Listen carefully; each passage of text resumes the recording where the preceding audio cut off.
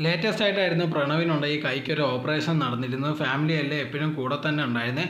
പക്ഷേ അവരെടുത്ത വീഡിയോയിലൊക്കെ നോക്കിക്കഴിഞ്ഞാൽ പ്രവീണുണ്ടെങ്കിൽ അങ്ങോട്ട് വന്നിട്ടതേ ഇല്ല. ഈ നേരത്തെ അവർ തമ്മിൽ ഒരു പ്രശ്നം നടക്കുന്ന കാര്യം എല്ലാവർക്കും അറിയായിരുന്നു. അത് കഴിഞ്ഞപ്പോഴത്തേക്ക് ഇതേ കണക്കുണ്ടെങ്കിൽ പ്രവീൺ വീട്ടിൽ ചെന്നിട്ട് പുതിയ കാറൊക്കെ എടുത്ത് കൊണ്ടുപോയി കാണിക്കുക, അവരെ കൊണ്ടുപോയി റൗണ്ട് അടിപ്പിച്ച് പിന്നെ വീട്ടിലെ പ്രശ്നങ്ങളെല്ലാം തീർന്നെന്നുള്ള രീതിയിലായിരുന്നു സംസാരിച്ചിരുന്നത്.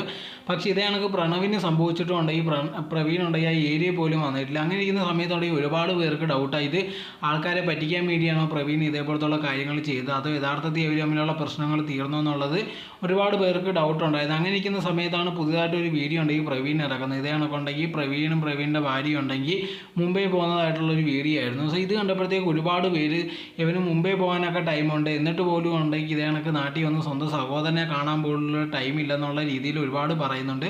തീർച്ചയായിട്ടും ഉള്ളൊരു കാര്യം തന്നെയാണ്. ഇപ്പോൾ നമ്മുടെ ഫാമിലിയിലായാൽ പോലും നമുക്ക് ആർക്കെങ്കിലും എന്തെങ്കിലും ഒരു പ്രശ്നം വന്ന് നമുക്ക് വേണ്ടപ്പെട്ടവർ എന്തായാലും നമ്മളെ വന്ന് കാണുന്നതായിരിക്കും. അങ്ങനെ കണ്ടില്ലെങ്കിൽ തീർച്ചയായിട്ടും അതിൽ എന്തോ ഒരു പ്രശ്നം ഉണ്ടെന്ന് തന്നെ മനസ്സിലാക്കാൻ സാധിക്കുന്നതാണ്.